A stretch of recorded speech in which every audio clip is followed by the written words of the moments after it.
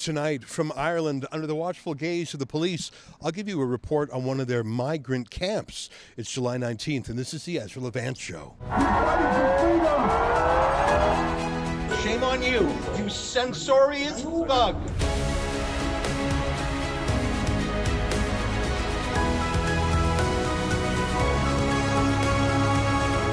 I'm standing in Newtownmountkennedy. It's a bit of a drive outside Dublin, but not far.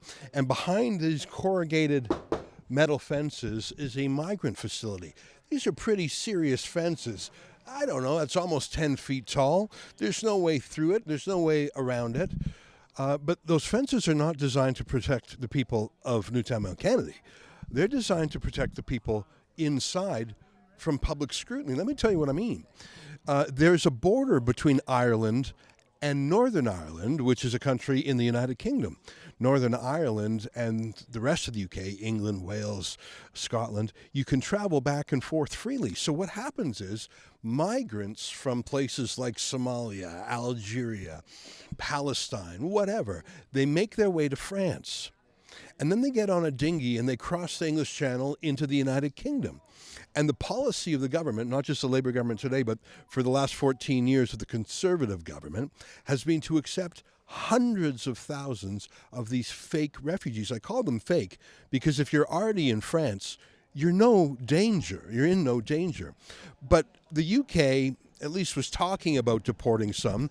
And the UK is a pretty luxurious place to be as a refugee, but it's got nothing on Ireland where they'll put you in luxury accommodations. So people go from the third world to the UK, and then from the UK they go to Northern Ireland, and then they simply walk across the border into Ireland and say, we're refugees. As absurd as that sounds, given that Northern Ireland is a completely safe place. Well, they come here and they get free social services, free housing, free healthcare, free education, a lot of free things that ordinary Indigenous Irish do not get.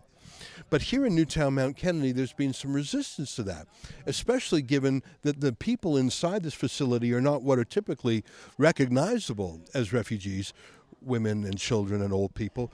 They're young, military-aged men, typically from countries that you would have to do a lot of hopping, skipping, and jumping to get to here in Ireland.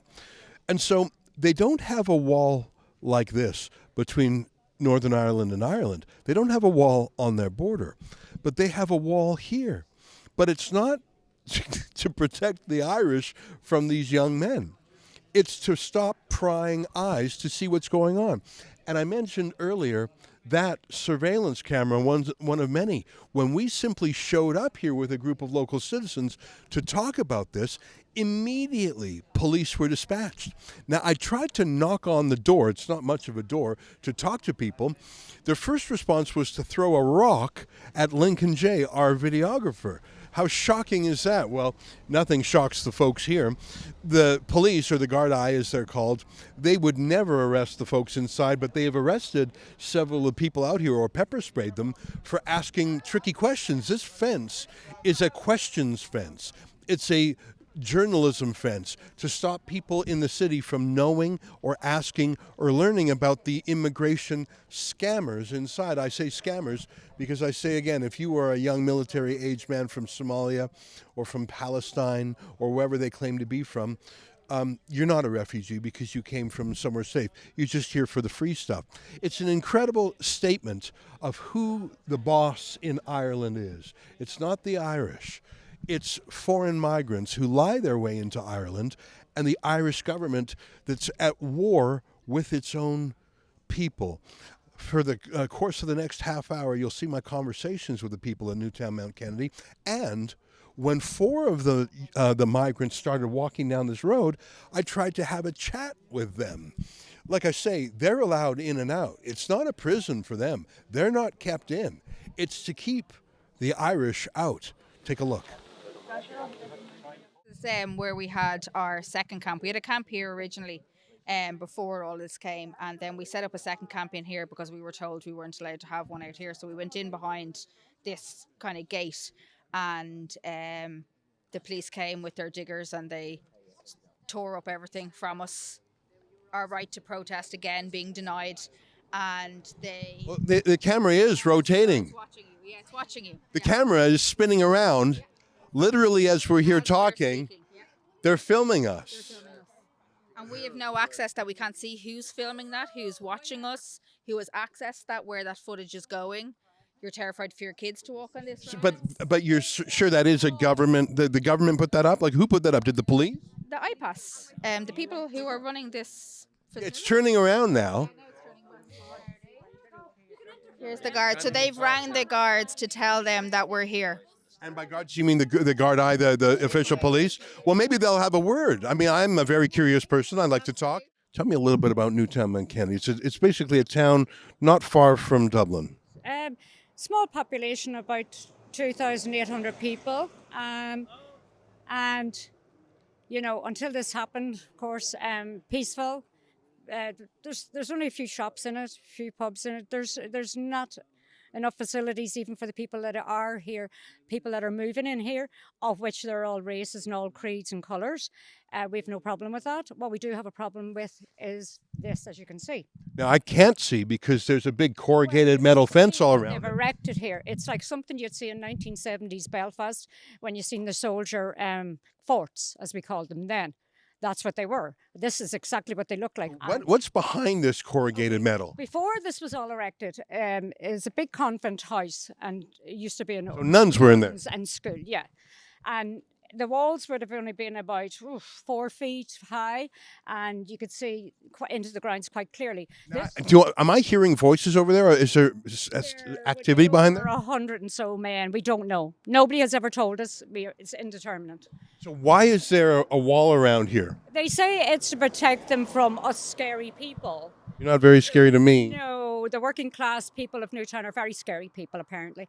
And so, anyway, Newtown, this road here, as you see, there's no lighting on it, no footpath, no nothing else. But still, it was a great facility for people who would be out cycling, running, walking, that kind of thing. And now nobody does that anymore because we feel unsafe with unknown men in there, no matter where they're from. So it's not just being constructed now, it's done and there's people there. Dusted. Behind there's large marquee-style tents.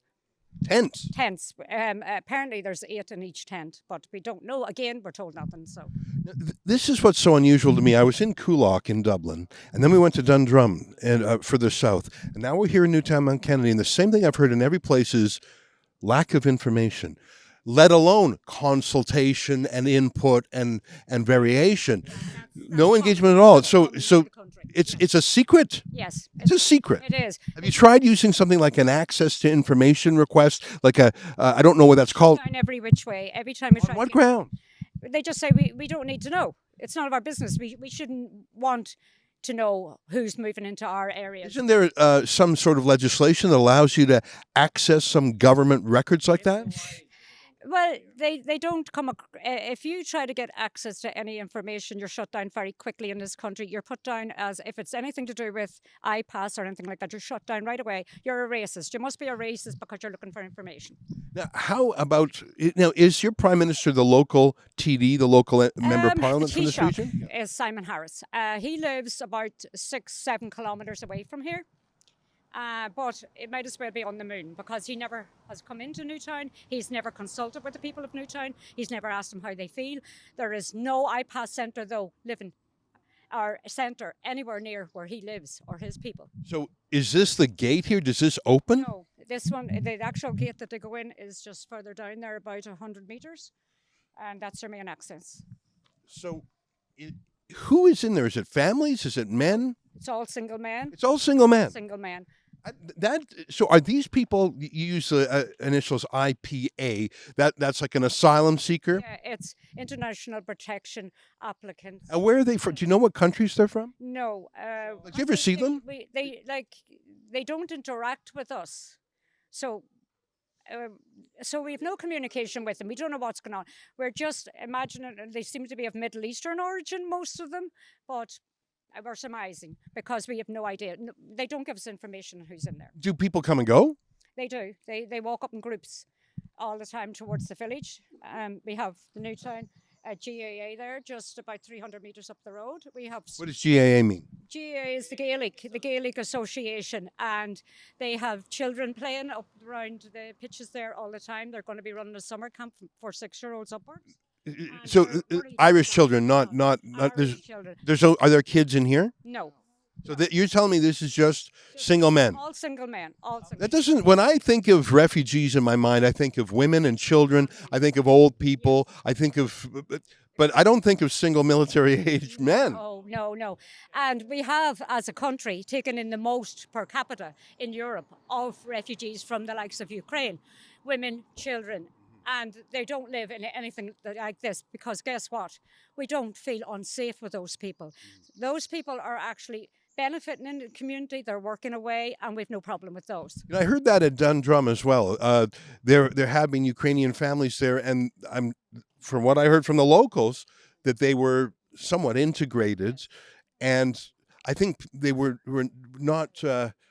People didn't feel threatened by them. Exactly, because they make the effort to integrate with us, to work among us, and speak with us, and they're very pleasant people, and mostly they also know English, which is very handy, so we have no problem with them. They're coming from a genuine situation where their country is at war.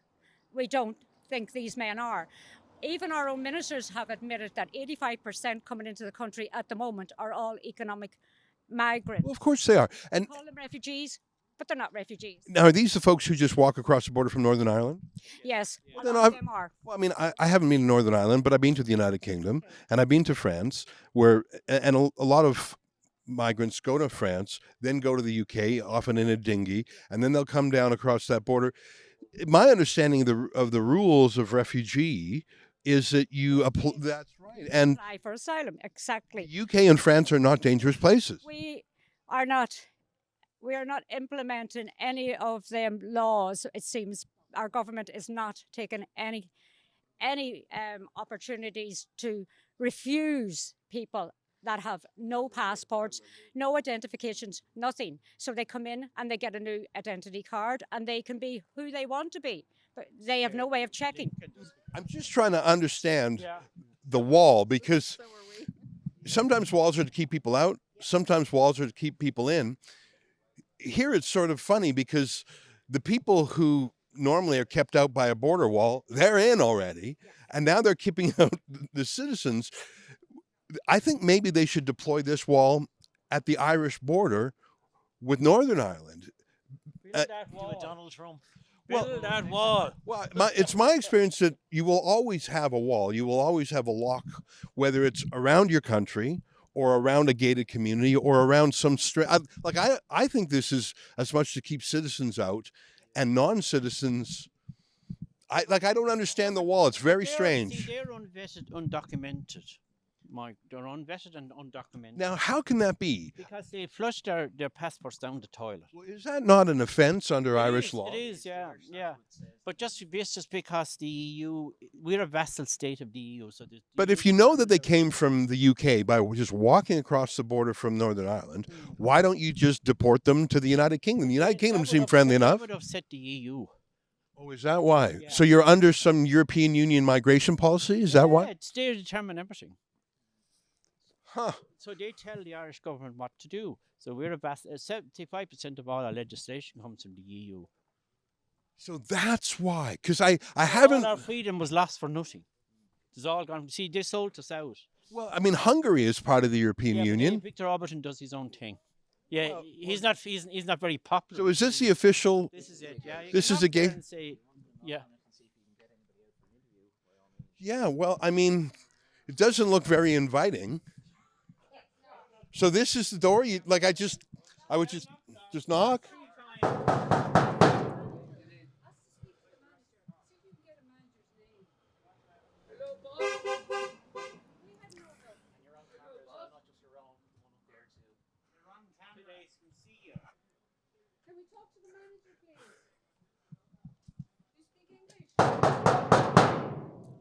It's quite a manly knock I have, if I may say so. Do they answer? No. From where?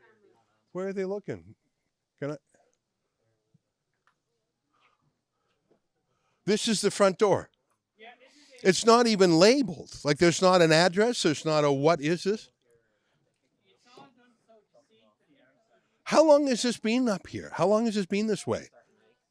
May? June? July? So it's only a couple months. Hello? Hello? Open up. Who's there? It's Ezra Levant from Canada. I might seek asylum also. Hello? Can I borrow a cup of sugar? They're wearing balaclavas. They're wearing masks over their faces.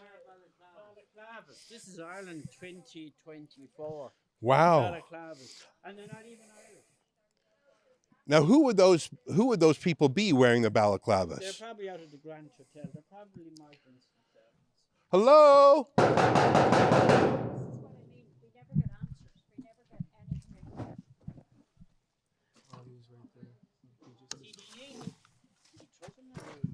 Are you throwing things at us? That's not very neighborly. That's not very nice of you.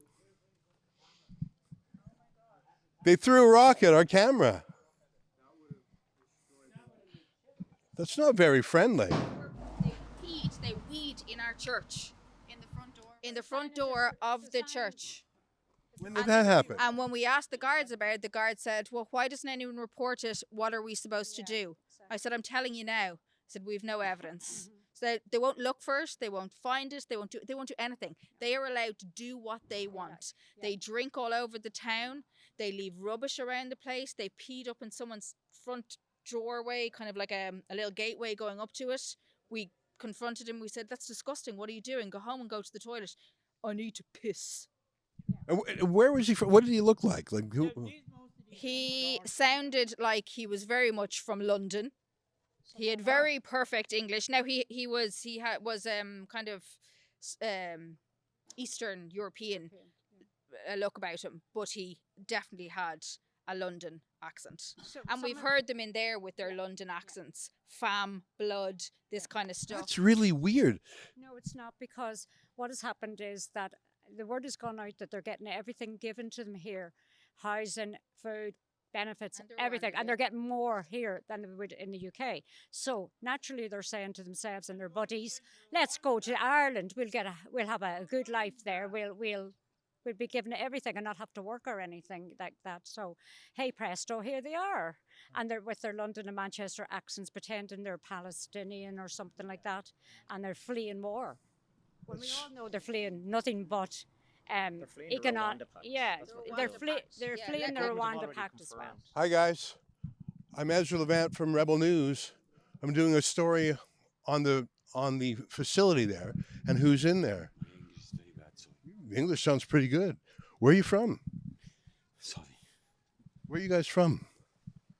Are you refugees? No. Where are you guys from?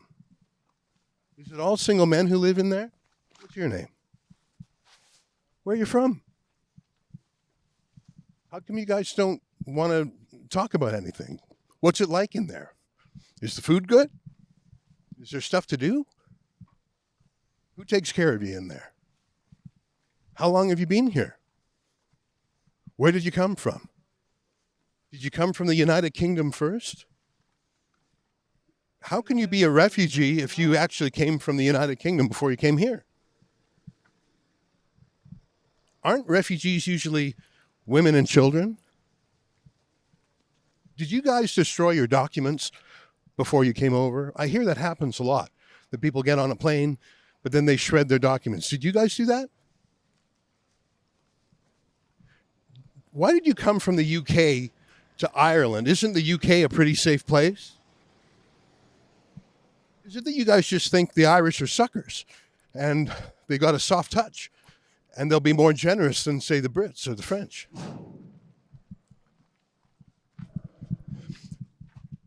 Can I interview you a bit? Why are you hiding your face? Why are you hiding your face?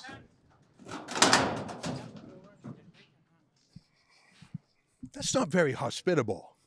But I like the idea of a man who has a gate and a fence. I think the Irish should take inspiration from this guy with a gate and a fence. I think an Irish government should have a fence just like this. And I think the Irish government should hire a security guard just like that. And if anyone wants to illegally come in the country, they should slam the door in their face just like that. Where did you come from? Where are you? Are you from inside here? No. No? Do you live around here in Newtownmountkennedy? No, I'm security. You're security? Yeah. Are you from Ireland yourself? Are you Irish? Huh? Are you Irish? No, Italian. You're Italian? Yeah. Oh, whereabouts? Roma? No, French. Firenze. That's one of the most beautiful cities in Italy. Are you a citizen of Ireland? Or are you a citizen of... Yeah. And who are these guys? Why are they so rude? Don't slam the door. You're being rude. There, that's a nice gentle close. That's less rude this time. We'll get them practiced. We'll teach them some Irish manners.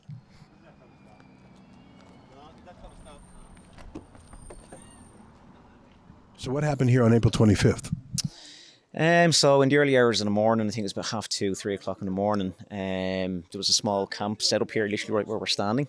The local residents had a protest camp set up, and Gardaí came in with the public order in tow at 2:30, 3 o'clock in the morning and just ploughed through. There was a chain on the gates, they cut through that and they forced in masked workers. Now at the moment there's a big hullabaloo about protesters wearing masks and such, and essentially they're covering up for guys that are going on site and carrying out illegal works on sites that have no regulation passed on them whatsoever, and they're wearing masks. But as the day progressed, tensions essentially escalated, and as you chat there to one of the women, her daughter was arrested. She was at the front line in that famous footage from April 25th. She's the woman that was saying bring the women to the front because she thought that the Gardaí wouldn't storm them, but moments later they did with batons, the shields and the pepper spray. So what's basically happened after that then, their names and faces have been smeared all over the media. But anytime it seems to be, a migrant who's guilty of a crime, their details are withheld. There's not really much said about them at all. Perfect example is the stabbing incident, that happened in November last and led to the riots in Dublin.